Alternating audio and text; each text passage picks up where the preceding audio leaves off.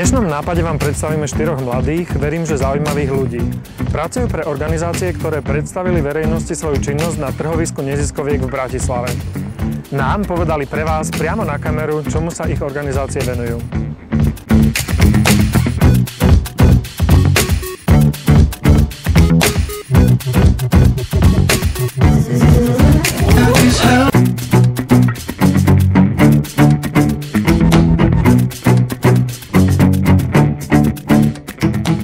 Ahoj, ja som Martin, som z občianskeho združenia Proti prúdu, vydavateľa časopisu Notabene. Momentálne sa časopis Notabene predáva na celom Slovensku v 18 mestách Slovenska. Poskytujeme rôzne služby od sociálnych cez právne, cez zdravotné služby.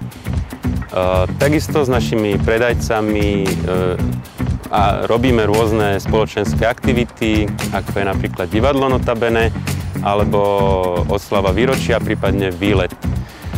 Počas našej existencie sa nám podarilo zaregistrovať 2000 ľudí bez domova, z toho v Bratislave je 180 ľudí aktívnych, zhruba 20% ľudí sa odraží do spoločnosti a podarí sa im vyriešiť svoj život.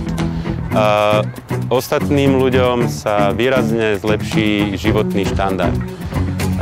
Pokiaľ vás naša organizácia zaujala a máte sa záujem dozvedieť viacej informácií o nás, navštívte naše www.notabene.sk. Ďakujem. Volám sa Martin, pracujem v Bratislavskom regionálnom ochranárskom združení. My sa, ako už teda vyplýva z názvu, zaoberáme hlavne ochranou prírody v Bratislave a v jej širšom okolí. Hlavne v Mokradiach, na Záhorí, v Malých Karpatoch a potom v Podunajsku, pozdĺž celých maďarských hraníc. Ja v našom združení hlavne pomáham pri rôznych prácach v teréne, pri organizovaní rôznych akcií alebo infostánkov alebo akýchkoľvek záležitostí, na ktoré treba ľudí viacej. A páči sa mi tam, pretože máme dobrý kolektív, celkom dobrú partiu ľudí. Teraz vám nemôžem porozprávať všetko, čo robíme, tak ak sa vám to bude zdať zaujímavé, skočte si na web stránku www.bros.sk, kde sa môžete dozvedieť aktuality o tom, čo robíme práve teraz, alebo to, čo sme robili v minulosti a to, čo robíme v globále.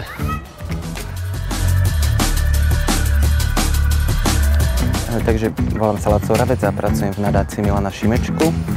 Naša nadácia patrí k najstarším na Slovensku a bola založená na počesť Milana Šimečku, ktorý bol jeden z najvýznamnejších slovenských disidentov a jeho pamiatka, jeho odkazu sa snažíme venovať dodnes. To znamená, že dnes robíme veci, ktoré sa týkajú spolužitia vzťahov majority a menšín. Všetky naše projekty súvisia s týmito témami a konkrétne to znamená, že robíme multikultúrne vzdelávanie, venujeme sa rómskej problematike, či už priamo pomoci v rôznych rómskych komunitách, alebo snažíme sa ovplyvniť aj verejnú politiku, aby naozaj lepšie pripravovala riešenia pre súčasnú situáciu Rómov. A taktiež náš posledný projekt je holokaustový a venuje sa výskumu a vzdelávaniu o holokauste, takže v skratke toľko. Ak sa chcete dozvedieť viac, tak navštívte našu web stránku www.nadaciamilanassimecku.sk.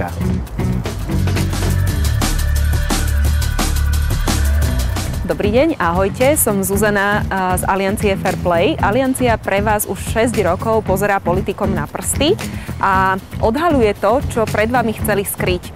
Na svojom konte má množstvo prípadov, vyzdvihovaných prípadov z nekalého financovania politických strán, zneužitých poslaneckých funkcií, predražených tendrov. A napriek týmto negatívnym zisteniam sa však snažíme pozitívne motivovať ľudí a politikov k tomu, aby spoločnosť bola lepšia.